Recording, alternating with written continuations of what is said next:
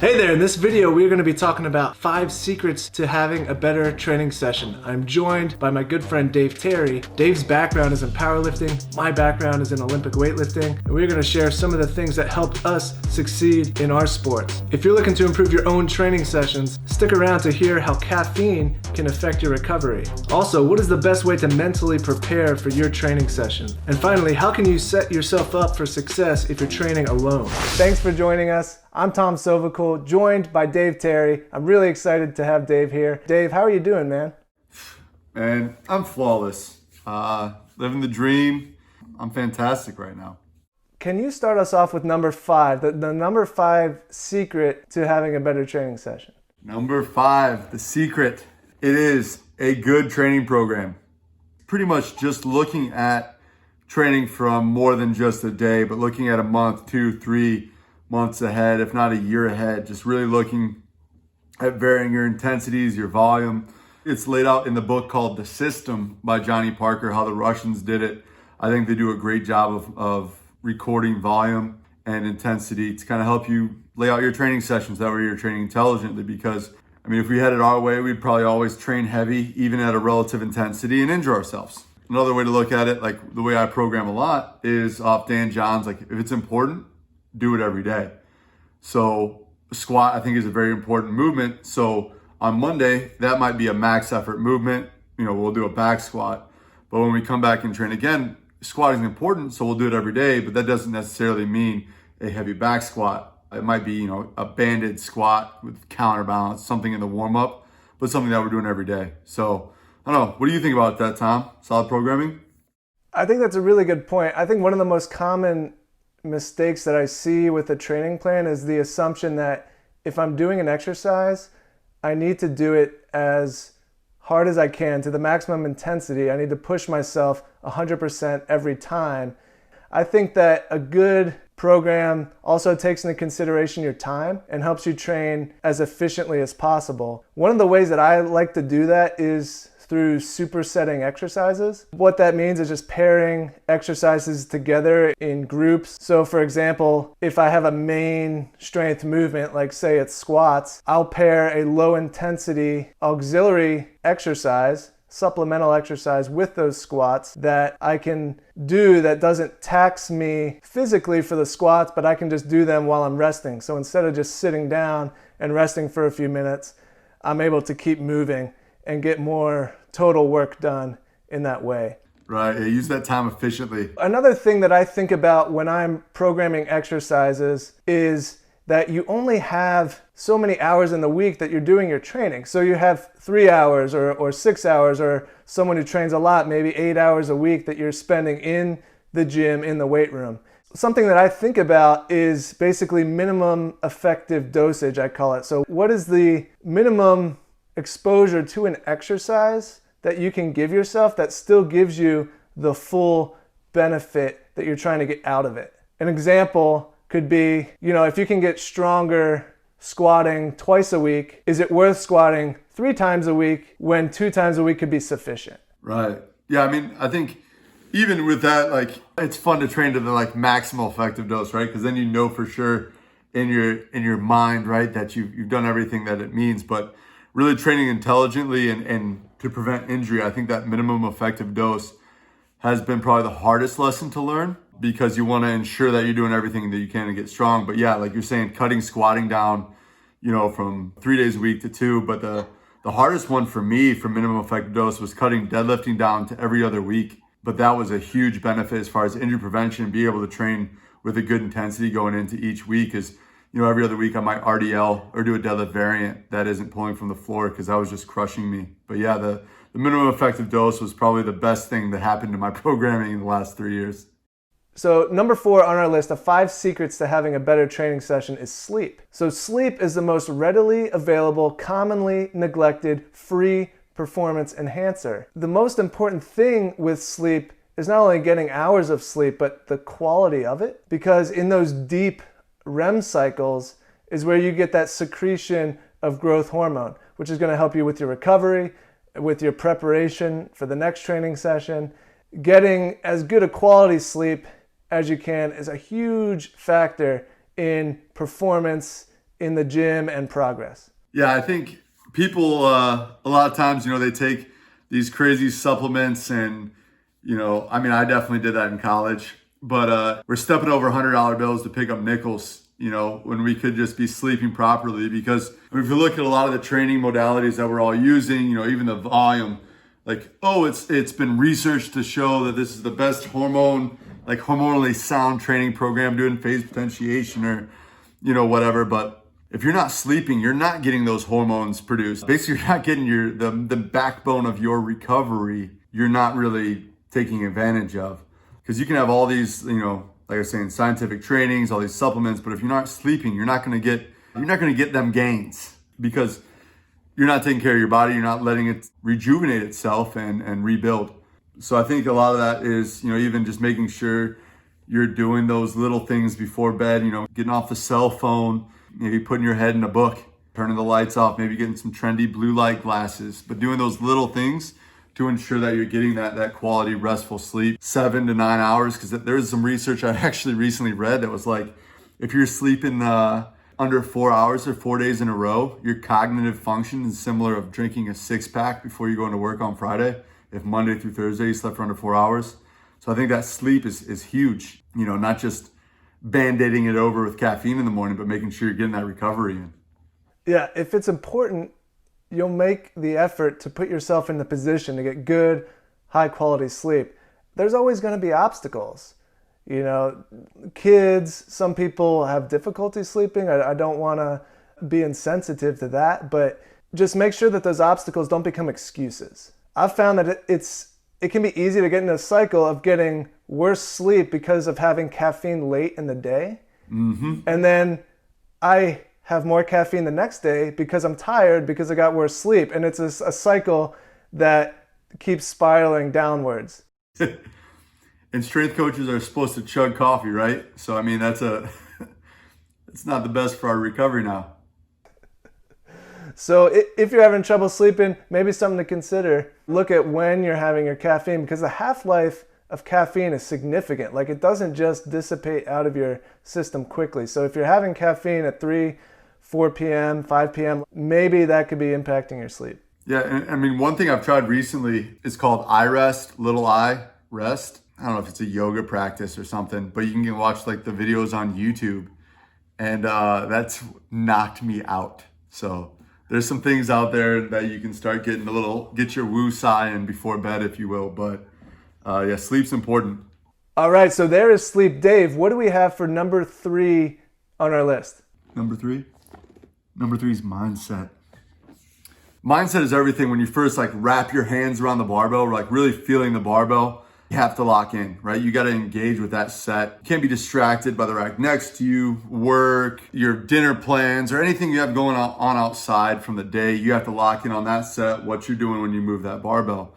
You have to have your mind basically made up that you're going to accomplish this set. So sometimes that's easy to do, when you're squatting 75% for 5, right? But when you're hitting a 10 rep max or even a 1 rep max, you got to lock in a little bit more. And that's the other thing too with mindset is, before my training sessions, I like to look over and kind of, if I know it's going to be a challenging session, let's say I'm hitting, 90% for a double. When I look at the log that morning, I might envision myself already doing that. So mentally, I've already hit those reps. So I know I've done it before. So I don't really get distracted or intimidated by it. Because sometimes, definitely, I don't know, Tom, if you ever opened up your training program, been intimidated. But for me, from the moment I kind of decide that it's time to hit that set and strap my belt on, if it's a squat or if it's a deadlift, but chalk my hands up, and then I approach the bar the same way every single time. It's right hand, then left hand, feel the bar in my hand, get that feeling good. The right foot, then the left foot, make sure I feel the ground very well. And then I initiate setting myself up either under the bar or in position to pull the bar, or even, to unrack the bar if it's a bench press. My setup is everything in my mindset because I don't have to think about it. I just go through my checklist and set up for the weight. So what's your setup approach, like with your mindset? How do you set up? For a sport like Olympic weightlifting, that's my background. You're typically doing sets of 1 to 3 reps, but I mean, shoot, even if it's a set of 10 reps, and it's a strength movement, it's important, I've found, to be focused, but not to be overly amped. I don't make the moment greater than it has to be. And I think that having a little bit of like a focused yet carefree attitude allows me to enjoy the training and to not put pressure on myself to need to succeed. I've found that that's when I can perform the best, is when I'm not telling myself I need to make this or the world is going to end. I could just approach a weight, focus on 1 or 2 cues, just narrow in, blocking out the distractions, and enjoying the activity, enjoying the moment. There's a lot of ways that you can get in the right mindset. You can turn on the music that you like. You can put yourself in a good environment with people around you that are like-minded. You can set yourself up to mentally succeed with your preparation and also with your attitude. Right. I think the attitude's huge because, like, for me, like, sometimes I'll unrack a weight and I got to mentally prepare, like, it's going to feel heavy, but don't forget, like, that's what we want, because sometimes when you feel the weight first, when that first feeling of the weight, when you unrack it or break it from the floor, it's like, oh crap, this is heavy, And I try to get rid of that moment because that can kill your confidence and your aggression, your attitude. Because I remember like the last heavy squat I hit, I racked it and I was like, that was terrifying. The whole time I was so scared. I mean, one of the things that we often teach or coach is during an exercise, you only really are able to think about one cue, one thing at once. So if that one thing you choose to think about is, oh crap, this weight's heavy, like, is that beneficial or does that take away from your ability to succeed there? Instead of allowing thoughts like that to enter my mind, I'll try and focus on the positive cues that will help me succeed. Today's conversation is powered by the Manhattan. Some call it the Tom Hattan. This is my special family recipe. And Dave, I'm very excited to share this drink with you, man. Cheers. Cheers, brother. Describe this drink in one word. Smooth, just like Tom. I was going to say boozy. So there you have it. The recipe for this drink will be in the description of this video. If you want to check it out, it is my go-to cocktail, and I'm excited to. You're divulging the secret recipe? Secret family recipe. This is it. Let's go straight into number 2 on our list of our 5 secrets to having a better training session. Number 2 is to move on your off days. The quote that I like to share is that a door hinge that always moves never gets rusty. Moving on your off days can be static stretching, it can be foam rolling, just getting the blood flowing, it can be biking, it can be walking, even doing a dynamic warm-up on that off day can have a positive impact on how you feel the subsequent day. For sure, yeah, that's something I'm not good at, Tom. I mean, I think mobility is huge. Not necessarily doing yoga, that's not everybody's thing, but I think going through your ranges of motion, like one thing I took up during quarantine, which one of my buddies pushed me to do, is just like daily movement flow. I think it took 2 minutes, but it was just like picking, 4 or 5 movements and just kind of flowing through them and moving around and doing that when you woke up, and I felt better. My hips felt better. My low back felt better. And it was a big change, and it took 2.5, 3 minutes. Like, it was easy. So I think just the amount that you move on your off days doesn't have to be much, but it has to be something. But it's also like mentally, you got to decide that you're going to move intentionally every day, right? Yeah. I mean, if your sport or your activity requires you to get into certain positions or certain ranges of motion, you can't expect to be good at getting into those positions if you don't spend time there. And it comes back to Dan John's, if it's important, do it every day, right? Yeah. Hit some body weight squats, hit some push-ups, Yeah, occasionally I might do, like, you're talking like foam rolling a little bit earlier where, I do a little like body tempering, which is just putting something heavy on your body and letting it roll out, which always feels good. And sometimes it just kind of realigns your back a little bit. That's probably like my 1% thing that I need to get better at is moving intentionally on my off days rather than just like, oh yeah, I got bored cooking, so I went for a walk. I have really started paying attention to this just this year, like a little bit more, and it's had a phenomenal impact just on how I feel overall. Just walking around, like I don't feel as sore and as stiff. Continual motion really has benefited me a lot. It's something that Ashley Taylor and I talked about in the video that we did on shoulder pain, was the importance of moving constantly, the impact that that has on mobility. So I'll link to that video right here if you want to check it out. It has a lot of good advice in it for how that can positively impact pain. It's important to move on your off days. Dave, tell us, what is the number one secret to having a good training session? The number one secret to a great training session is having a great training partner.